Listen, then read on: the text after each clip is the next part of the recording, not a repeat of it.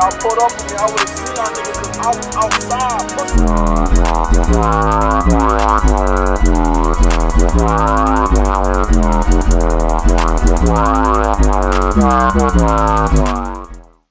So recently, I did a challenge courtesy of Genius X where I drafted using a ceiling of 12 points. Obviously, everyone thought I was trolling, and unsurprisingly, I got last in the PRs. But the thing is, I didn't quite buy their explanations for why my team was bad. I mean, with a bunch of mid-tiers, because you have high budget from not drafting high tiers, you fill out all the roles. So all these bullet points like, oh, my team lacks ground resist, that's not even true. So before I continue yapping, I'll just show you my team. Yeah, feast your eyes. So, like, if you go over my team, it's not actually missing anything. It has resist to every type, maybe slightly weaker in dark, but that can be fixed with just, you know, a Terra Fairy, Garganackle, Terra Fairy, Hydrapple. And it's not like these are bad types. I rarely ever felt like I would be punished out of Terra Fairy from like a good poison type and good steel, offensive steel type, because those don't exist. So, and then like, oh, speed control, like maybe a bit lacking in relevant speed, but like I have my fastest mon Cyclizar, which isn't too slow. I have a booster mon. I have like valid scarf users, very good priority, and of course, last but not least, my Rain. And my defensive core is pretty good too. I have a good pivot, my round 1 pick, and of course, like my bottom 2 Terramons are like very versatile. So why is my team actually bad? Well, actually, I don't think it is bad. I think the main reason this just looks off is because it doesn't contain any high tiers, but high tiers don't actually do anything that mid tiers can't. And I feel like when your roster isn't, you know, like in depth because you spent a lot of points on your high tiers, a lot of times if you face a bad matchup for those high tiers, there's nothing you can do. If I face a bad matchup with any of my mons, I can replace it with someone that may do better. And I'm thinking like this over reliance on high tiers is making people over compliant with not drafting a in-depth roster. And I'm gonna go over a couple of games, the games I played for this league, which sort of highlight that. Now, obviously, like, I'm playing in the bottom division of DGBA, so it's not like top tier gameplay, and for that reason, I'm gonna not really opt to show my prep so that you can analyze these games like in a vacuum. And like, I'm not trying to show if this is a prep diff or not. This is mostly about my team. So without further ado, here's my there's my week 1. So I lead Garganackle into Garchomp. Now the events of this like interaction are gonna like shock you. Now obviously it's a Garganackle, like Terra Fairy Garganackle into Garchomp, so I'm favored to win this. But like the extent of how I win this interaction is genuinely crazy. And he probably thinks like, oh, Garganackle, it's Assault Cure Rocks mon, it's not gonna do anything to me. But I needed this Garganackle specifically for Garchomp because it kind of ran a train on my whole team. So, but the thing is, I felt like Garganackle completely curb stomped Garchomp, so much so that I didn't run any defensive investment. I'm 0 Bolt Garganackle. So let's see what happens. So SD comes out, Curse comes out for me. Now I just want to get off my damage. I'm Terra Blast. He gets off another SD thinking he like completely walls me, so he just wants a boost to the moon. And there goes my Terra Blast. Now what happens next is absolutely wild. EQ does 53. So this is essentially a +2 Garchomp versus +0 Garganackle. And I'm 0 defensive investment. So this high tier, you know, did 53. And the thing is, there's nothing he could have done. It's not like he played that Garchomp badly. Like, I guess he stayed in versus a Terra Fairy Garganackle, but because of my damage, I basically always hardwalled him.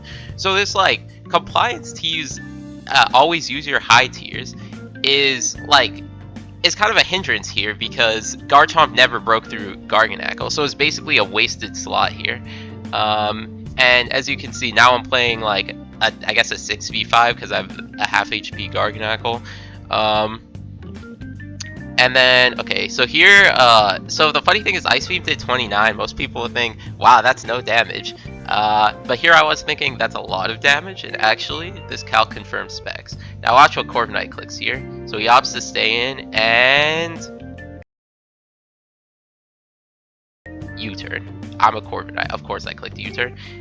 Since he's specs, I'm free to go Basket Legion. Get off pretty big damage. Pheasantipity comes out, but it's also a Pheasantipity. It doesn't really do anything to me, so U-turns. I'm free to pivot on this, flip turn out. I go back Garchomp just to heal it, you know, because I'm max Spadef, so I pretty much wall this. That did a surprisingly lot amount of damage, but I'm still able to recover it off.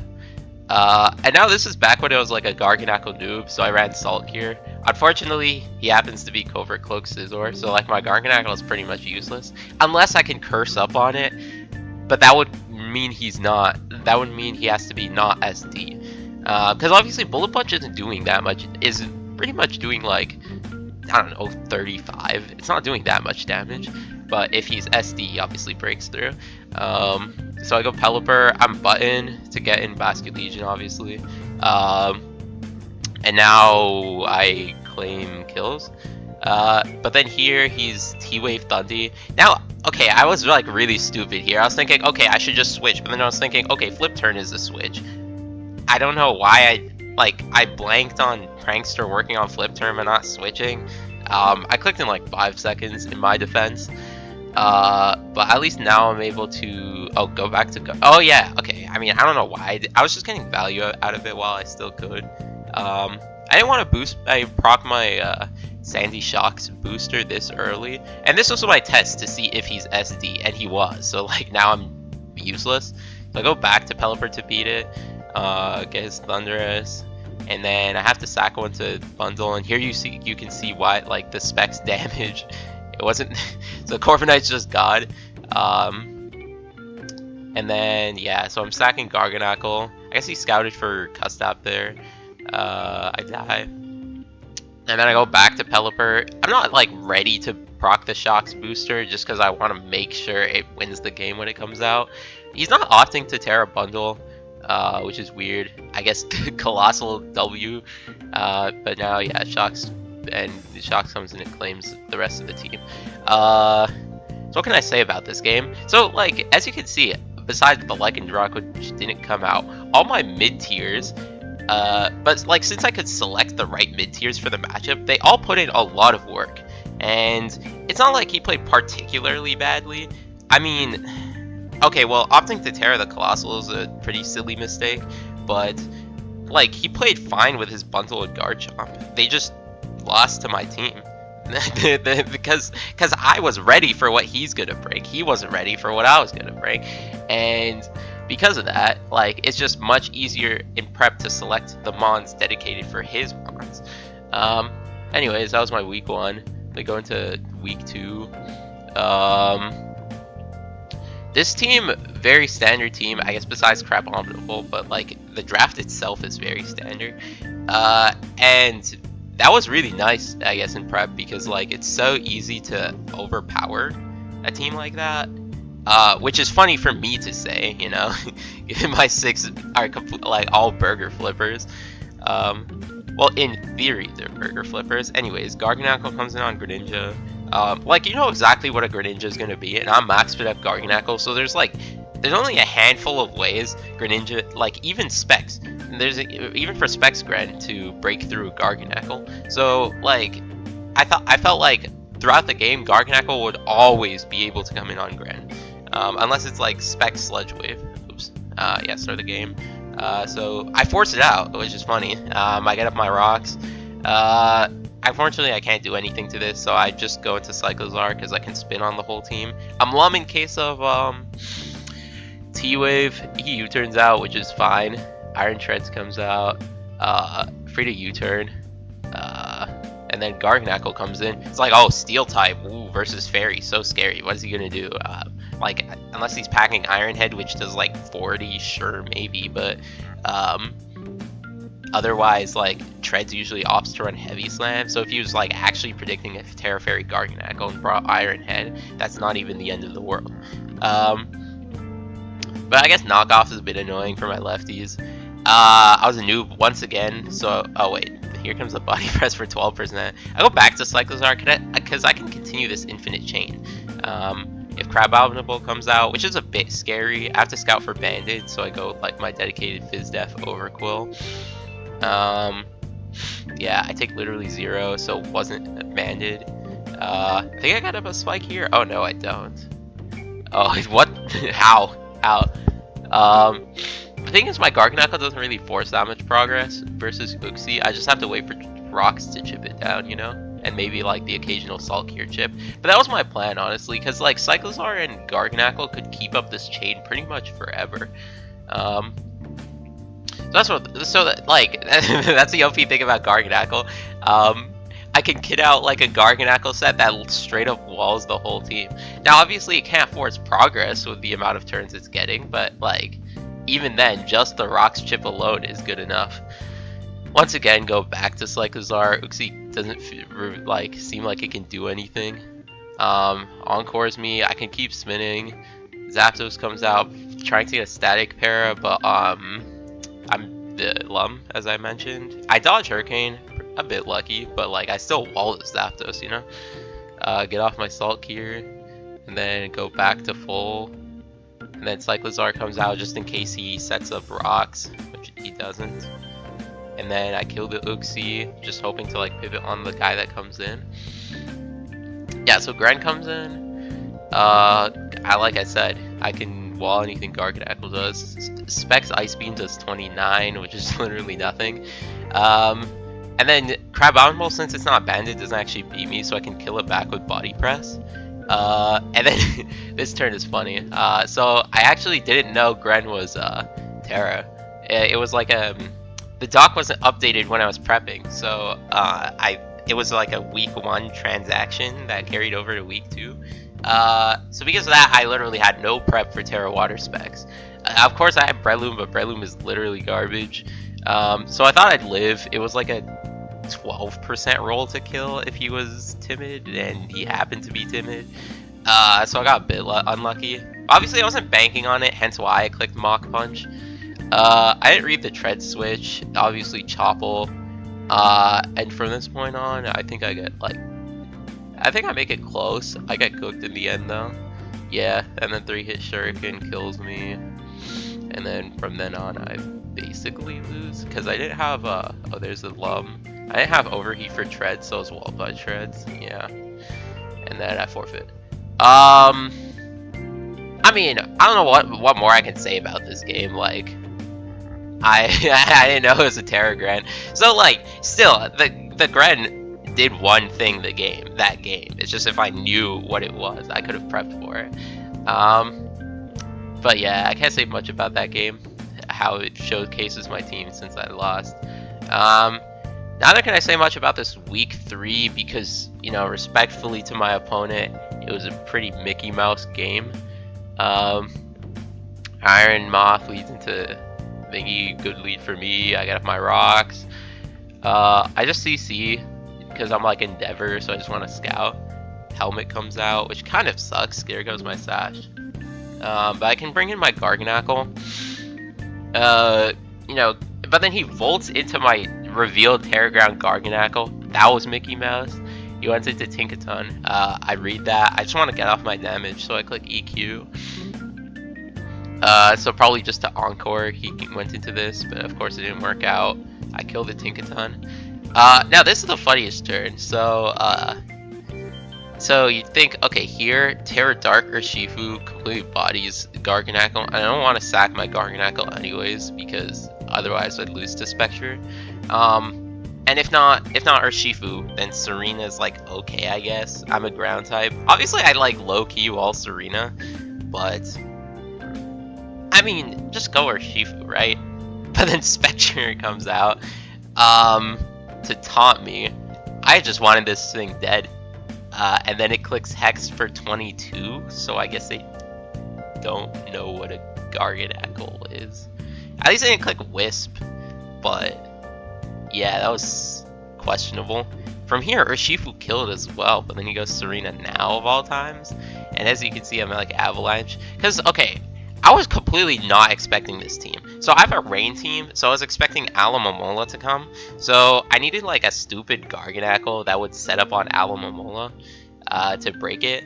And then there was also a Gliscor, which is like hence the ice coverage, and it also worked well for Serena, so like ice ground coverage was pretty good, and I needed some good stab to hit Spectre as well, without like making it me a type that's, you know, weak to Spectre, because like Draining Kiss doesn't do that much. Mud Shot is the option for Terra, or for like regular typing Rock, and then so yeah, I needed something to not be weak to Draining Kiss, or like, yeah, enough yapping. Yeah, so as you can see, I actually wall this, but then Drop Kick was a pretty good bring, because honestly, like, if you're a bulky synth covert Serena, you'd wall the hell out of Garganacl, and I don't know if I would have won versus that set, but it didn't reveal to be bulky. It took like 62 from Avalanche, and I don't think it was synth. It would have clicked it earlier. Oh, also I forgot to mention one thing. In my previous game, I had a Terra Breloom, because Terra Hydrapple was a transaction I made. So, bottom line is Terra Breloom is shit. Do not draft it. It's terrible. And Hydrapple, on the other hand, is the GOAT. Anyways, continuing to this game. I eject button again. Seems like I love eject button. I go into my guy, kill the Serena. But then Urshifu comes in, who's like literally an alpha threat. As I said, my dark resists aren't like the most ideal. And I didn't want to run Terra Fairy because they have like I'm like a Tinkaton. I don't want to really take a super effective Gigaton, and Iron Moth pressures it. And otherwise, like my Iron Moth mashup is. Oh wait, no, I have Basket Legion. But I don't know, if I'm setting up, I don't want to be forced out by Moth, you know? I imagine I wouldn't be forced out by anything with Terra Ground Garganacl, besides, I guess, Terra Dark or Shifu, which I wasn't really expecting, to be honest, but, yeah, I'm not Helmet, I'm like a really weird set. To be honest, the rest of this game is like embarrassing and boring to watch, so as you can see, I win with Scarf Gardevoir. Nice. I can't really comment on this game. It was like pretty Mickey Mouse, you know. Spectre did jack shit, and Urshifu came out like in the last 2 turns of the game. Yeah, let's move on. So, we have this team that looks honestly really bad besides the top 3. Grimmsnarl is okay, I guess. Blastoise, huge fraud. Pecharunt, bad. So, I lead Garganacl again because it's like one of the safest leads ever. The Volt comes out, does 11%, and like I low-key wall the team. Once again, there's no ground type. But then he reveals Iron Defense, and it's like I technically win this 1v1 because he has no recovery. But the thing is, like, I don't want to go for this 1v1 because if I risk crit, that's like my win con down. So I go Gardevoir because I can hit a fat Moonblast on this, but it is 50, which is actually pitiful damage. So I guess it's like max Def Arch. Moonblast again. Pecharunt comes out. 30 is a lot, so I'm guessing it's like offensive. And then so here's where I went into my Clear Amulet Overquill. Because like, okay, this team has no depth, so I knew Pecharunt, at least either Pecharunt or Grimmsnarl was coming, so Clear Amulet, wait, no, well, I already blocked Parting Shot from Grimmsnarl, but for Pecharunt, I knew like blocking Parting Shot on either guy would work. I got my spikes, I go into my dedicated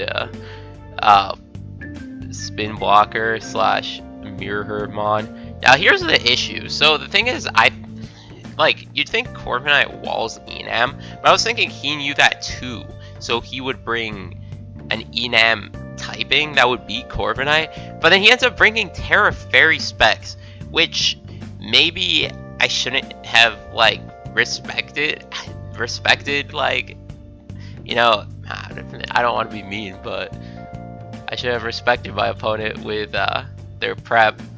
So, I mean, it's my fault, and at the end of the day, I took a Fairy Specs Moonblast to the face, which I guess Corviknight would have hard-walled, and I should have brought it. But yeah, that makes the rest of the game like really bad. He takes the Scarf Moonblast. And now here you see like Raging Bolt, weakness policy, and just completely lose to Shocks. Now the thing that annoys me about like this Raging Bolt bring here is that like in contrast, like there's one mon in the bench I was really low-key scared of, and it was Toadscruel. Now the reason why is because first of all, this Sandy Shocks right now looks like an absolute menace, and second of all, it can, you know, toxic Garganacles for it.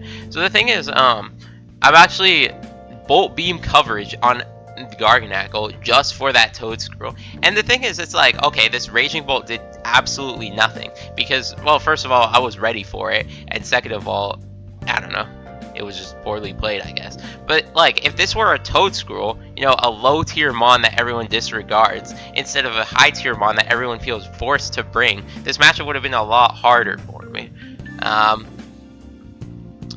And then, okay, Grimmsnarl comes out. Yeah, I end up, okay, and then, but then he gets a spin off because I sacked my Basculegion, which I guess was a misplay.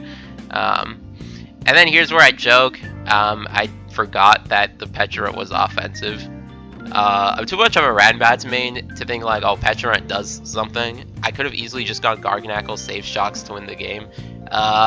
So now I just gotta hope Garganacle wins, which it could have, but then eventually I got crit. I would have had to dodge like 8 crits, so that's still in my favor, but I mean, I could have played better, you know, preserve the Shocks. But yeah, I don't know. But anyway, I mean, honestly, I still don't think my opponent's prep was good. Like, as you can see, both, I mean, like, the Enam put in a bit of work, but like, it really shouldn't have, and Raging Bolt put in no work. So it's ironic that the high tiers aren't the ones that actually did anything versus my team. It was like, honestly, Grimmsnarl did a lot. Like, I don't know. But I still was ready. Well, no, technically I wasn't ready for the Enam because I benched Corviknight. But I could have easily kitted out a build that would shut down both Raging Bolt and Enam. Because, like, obviously I know they're coming. Anyways, I lost that one, so I can't really talk once again. But no more losing from now on, I swear. Alright, next game. Overquill, lead into Rotom. I'm Air Balloon, which is funny because there's no ground type, but you know, the ground type was benched. Hey man, don't ask me. Gunk Shot into the Rotom. I just want to chip on this. Take a Volt for like 33, which is pretty much nothing. Quillfish comes out, which is really weird. I get up my spikes. He liquidations me, sure. I don't know why I swapped into Corviknight here. I'm gonna be, oh, I wanted to get my screens, but then I just U-turned anyways because I got a defense drop and I'm not, I don't know, that wasn't really a good play by me. I guess I wanted, okay, well, honestly, I should have gone Corv in the first place, but if I ended up like going to Corv, I might as well have gone screens there. Because like obviously I can always spin with my bike. I'm not like too scared of stacking. I got poisoned by Barb, so I died to the next one. But I just want to knock the Eviolite. He goes into Rotom, and from this knock damage, I calc that Facade kills. But then he swaps into G-King. I'm forced out because I don't want to die to poison. He's probably gonna Chili, but he doesn't. Oh right, because I kill with Facade, I guess. Or no, I barely didn't. I don't know, maybe he didn't want to risk that. Anyways, the funny thing is Corv walls Rotom.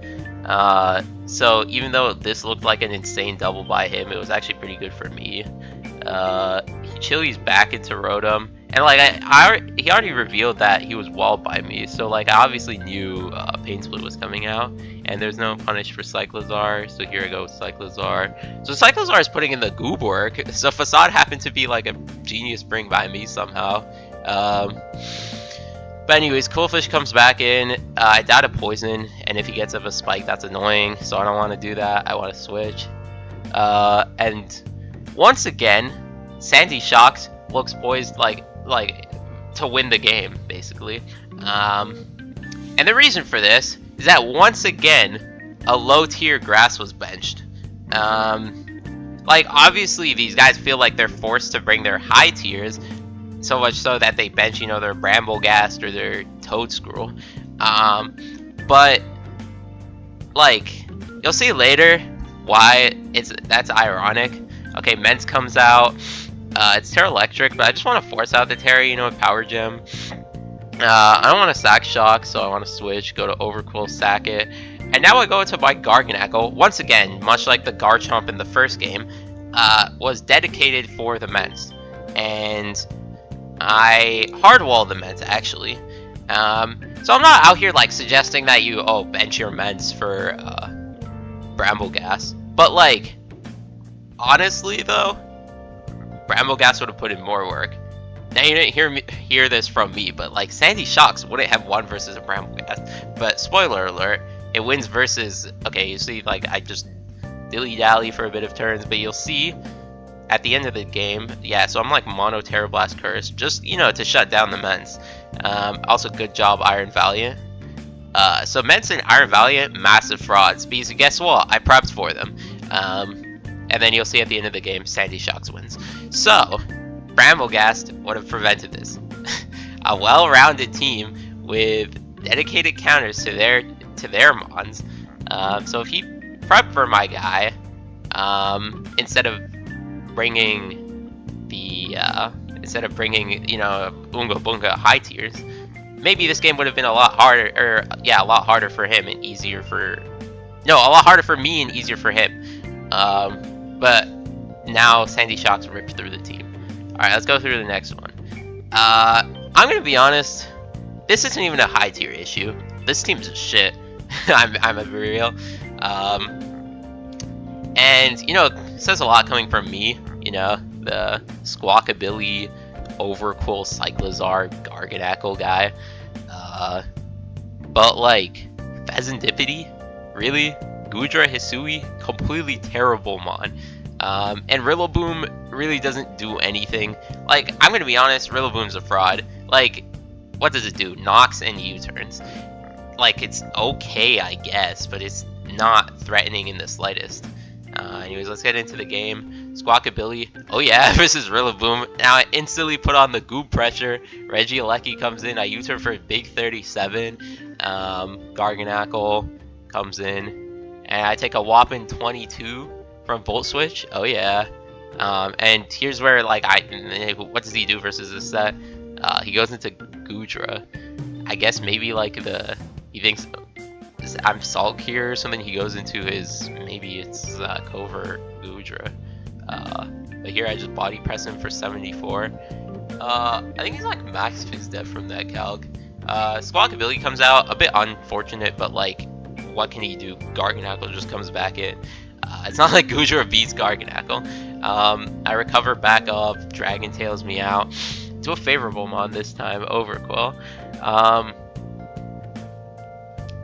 So yeah, he can't really kill this Overquill. And he also can't kill his Garg. He can't kill anyone. I blocked the spin just because I got up the spike. I wasn't easily gonna let him get up the spike I just got up. Or spin the spike I just got up. And then I go back to Overquill. And you know, it's not like he prepped badly. Well, prepped like his mons badly into Overquill. Like, just with these 6 mons he brought, he was never killing Overquill, bro. This mon like got up spikes no matter what he did. So like, I guess the bottom line is that I don't think it's an issue with how these people are prepping or playing. I think it's just an issue with the mons they're bringing and they drafted. Because I have mons that are dedicated for their mons, but they just have the same 6. So it's really easy for me to out-prep my opponents. Anyways, this game keeps going. Hawlucha comes out. Now, honestly, Hawlucha looks pretty good into my team. And obviously I realize that. So I have like a Sash Squawk, and of course I have my dedicated counter. Booster, Defense Shocks. He roosts, but then I kill anyways, despite being booster defense. Cool. And then Rillaboom comes out. I body press thinking booster defense boosts it, and then he knocks for some reason. But it turns out booster defense actually doesn't do anything to body press, and you need booster attack for body press, kind of like choice banded body press. The thing is, I actually knew this, I just forgot when prepping, because, you know, like, it's intuitive that body press is boosted. I ended up losing this 1v1 off rolls, but then I could go Cyclizar and, you know, win the game. Squawk is outspeeds because of, like, max speed for something, and then crits, which is cool, but I don't think it mattered, and then I win the game. Honestly, I don't even know, like, what my opponent could have done. My 6 just beat his 6, and it's like, oh, my 6 are like 11 pointers. It shouldn't make sense, but it does. There's no, like, it doesn't feel like there's any other explanation. Like, Pheasantipity just lost, Goodra just lost, Rillaboom did nothing, Hawlucha lost to my Shocks, Ogerpon lost to my Hydrapple, Regieleki's bad. And, like, I don't even remember what was on his bench, but, like, would it have been anything that could have, like, saved this curve stomping? I don't think so. Anyways, on to the next one. Here's the mid-tier Mafia versus I think this team was like especially Demon in prep, because it felt like every Mon was a high tier. Usually I'm dealing with like 3 high tiers that I can specifically prep for. Here I was dealing with 6. Well, it doesn't look like it's 6 in preview, but I think there was also a Gouging on the bench, which, like, oh, Garchomp into Gouging is pretty good, but like when you want Garchomp to beat like 3 other Mons at the same time as well, it's a bit tough. So, like, I feel like this team is the like odd one out in the bunch, because they're just like, no, I mean, the high, like, it's just a well-balanced team. It's got like depth and high tiers, I feel. So this one definitely gave me a run for my money. Keldeo comes out versus Lycanroc. Now, like, the motto, like, the kind of pattern you're seeing is I either bring a suicide lead, or I lead like a really bulky Mon like Garchomp. Because with my team, there's no, like, there's a lot of risk to, like, losing a 1v1, because I don't know, I get stat checked by Mons, but so I CC the Keldeo. Keldeo is like a pretty big threat, because, you know, I got a rain team into, oh wait, I remember, this is the so okay, you'll see later that okay, this is just a one-off story, like, it's a funny situation. So I wanted and you'll see I have like goofy nicknames. So there's a challenge in this league where, like, oh, they rate nicknames, like you get a prize for having the best nickname, and I really wanted Garchomp because of, like, the gargle on my nuts pun. But Garchomp felt like meh in this game. Like, realistically, gets stat checked by literally everything. I don't like Jirachi flinching, and there's also Sinistcha on the bench. So Garchomp just had a hard time doing literally anything. So I didn't really want to bring it, but I wanted to bring it for the nickname. So then instead I replaced Pelipper with it. So you see later, yeah, I get up Rain Dance, and I'm like, Damprock, that's the item. And then I go Overquill, I get Parrot, which is like really bad. I guess I should have gotten Shocks. I mean, I wasn't expecting T-Wave. Shocks is a perfectly normal switch into Jirachi. I was just expecting Rocks. And then, okay, so I was under the impression that Quick Feet players didn't have hands, you know, the bottom division players. And then he goes into Balloon Rhyperior. So I got absolutely hard out prepped here. And you'll see later why it doesn't matter. So Hydrapple comes out. So, like, if you have any doubt that it's not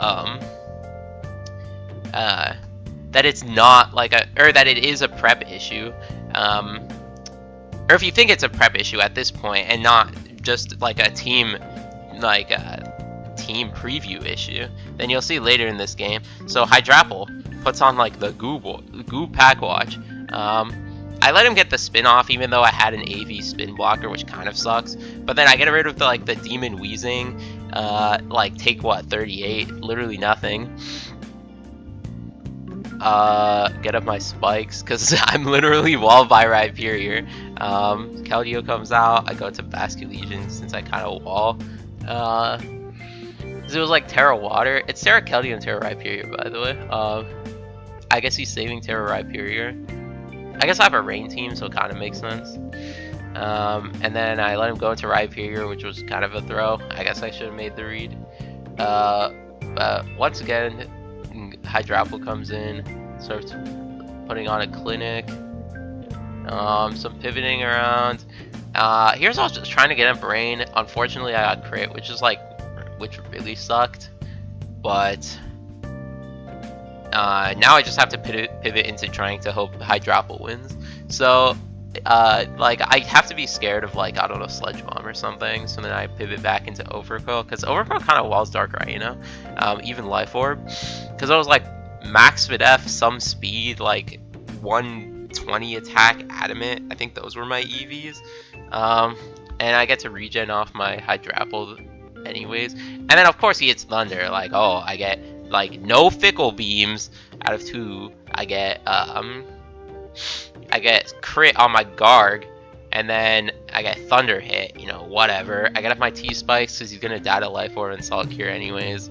Keldeo comes back. I can just switch out and then Keldeo will die. So then it's just a 2v2 at this point. Hydrapple kills the Terapagos, and then right here I finally get the Fickle Beam I wanted and I kill it.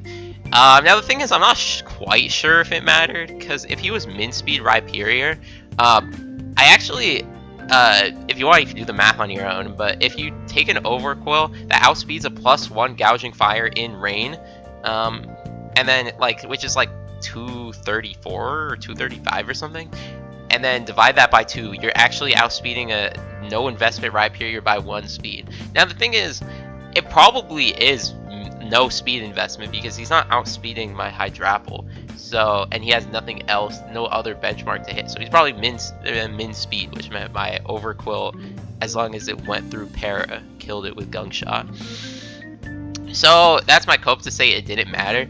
And as you can see, it's like my prep wasn't like better than my opponents. He low-key played pretty well, but just my 6, which, since, you know, I had that Hydrapple that beat his whole team, I was able to win a losing game, just because I knew what he was bringing, and he didn't know I was bringing Hydrapple. I brought like Garganacl, like Demon Garganacl, every other week since now, and because of that, Hydrapple won the game. So team diff, what can I say? Mid-tier Mafia is the strat. Anyways, going on to my final week. I think I was like close to a promotion here. Like at this point, I was like 3rd place on the standings, and like top 2 promo. It's a bit unfortunate. It's a bit like you know, harsh, because I think they're like 24 people in the division and only 2 promo. So it's like, even if you're a good player in a bad division, it still is hard to be a top 2 player in the division, even if you think you're better, you know? I'm not saying I think I'm better. I want to be egotistical. You know, everyone's saying like, oh, he's winning with this team, he might be God, but honestly, I don't even think it's that impressive. Prep every week has felt very manageable, except maybe like week 3 and week 7. Like versus the Urshifu, and then versus that team I just fought, the Terapagos team. But otherwise, like this team, I felt like I could, like, no matter what he brought, I'd win. So I might lead Shocks into Ogerpon, you think is a bad matchup, and then, you know, finally someone brings a grass type into Sandy Shocks. Thing is, I would, like, since obviously he'd always bring his Ogerpon, I wasn't like under the illusion that Shocks would ever win. So my plan was just to T-Wave it, get up my spikes. And the important thing is I got up spikes, not rocks, because under rain, Banded Basculegion doesn't actually always 2-shot Empoleon if you have rocks up, but if you have spikes up, it always does. But he goes hard Empoleon. Actually, that makes sense, but so I can't really like go Basket Legion. I don't really have anything to actually break the Empoleon besides the Hydrapple. Knocks off my AV, which is actually really annoying. The thing is, I eventually crit, which is funny, but yeah, I'm finally able to kill the Empoleon. I'm happy with that thing dead. Low-key demon into my team. Anyways, and also notice how the scariest mon on the team was Empoleon. I'm actually not scared at all of Ogerpon, nor am I scared at all of Great Tusk. Well, to be honest, none of the team is scary besides Chi-Yu, which is why I brought that Terra Dark AV Hydrapple. Because like I mentioned earlier, my team's Dark Resists are really bad. Maybe on the physical side, Intimidate Overqwil is pretty good, but on the special side, there's nothing. Which is, so AV, but like there's nothing to punish AV like Terra Fairy Hydrapple either, it just beats the team. So yeah, and this is also like, I feel like this is the most egregious case of reliance on high tiers. Great Tusk is like what, 20 something points, because it's like a league tier list, like with 12 mons. It's not a regular tour tier list, so it's like what, 20 points. Terra Chi-Yu, like with Terra points involved, is like 22 as well. Ogerpon I think is like 21. That's half your budget gone, and the depth is literally terrible. So you think, oh, Empoleon, oh well, Empoleon was good here, but Diancie, like versus a rain team is terrible. Kill a watch roll, like even, I mean, versus a rain team you should be good, but it's just a terrible mon. But there's nothing better, because like with these high tiers, like taking up half the budget, there's nothing else. And guess what, these mons have bad matchups. Ogerpon can't do anything to my team. I have a Corviknight, literally any grass resist counters Ogerpon. Great Tusk, I have a Corviknight, it's max Fizz Def. If it's offensive, it loses to my rain. To be honest, even if it's defensive, like in any capacity, it loses to my rain, and I guess, I don't know. And like Chi-Yu looked good here, but like I just need one dedicated check and basically the whole team is shut down. I don't, like, I couldn't see myself ever losing this. I get like kind of vortexed on, but I'm double AV, so I live the Moonblast. If it was body press, so be it. I probably died, I think. But now, yeah, Hydrapple comes back in. What's the counter? There's just nothing, and there's nothing he could have brought to be a counter. This draft just couldn't be Terra Fairy Hydrapple. I think he mentioned that after the game too. It's like, just there's nothing to beat Hydrapple, because I knew it was coming, and well, to be honest, even he knew it was coming. He couldn't do anything about it.